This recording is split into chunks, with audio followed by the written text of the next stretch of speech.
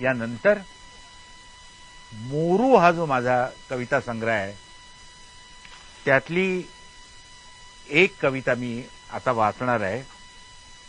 मोरू हे एक संपूर्णपणे वेगळ्या तऱ्हेचं विडंबन आहे असं म्हणून. उखाणा ही कविता आहे.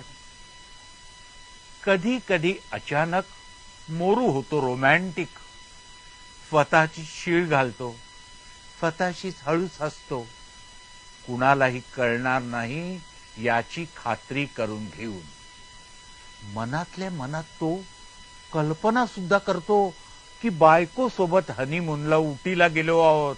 टॅक्सीत बसून स्टेशनवर जाण्यासाठी निघताना सगळी चाळ थक्क होऊन बसते आहे. लग्न झाले तो दिवस मोरूला आठवतो आणि मोरू अधिकच रोमॅन्टिक. लग्न झालं, जेवायला माणसं बसली, मोरूला बायकोने घास दिला, मोरूने बायकोला घास दिला. मोरूच्या बायकोची मैत्रीण तिला आग्रहाने लाडे लाडे म्हणाली, नाव घे ग. मोरूच्या बायकोने लाजत लाजत नाव घेतलं, मोरेश्वर.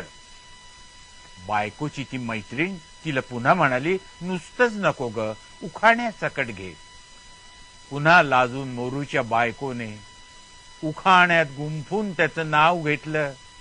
कारकुनाची नोकरी, कानाला बोरू, यांचं नाव मोरेश्वर, पण यांचं झालं मोरू. मोरूला उखाणा यमकांसकट आठवला आणि मोरू बेहद्द रोमॅन्टिक.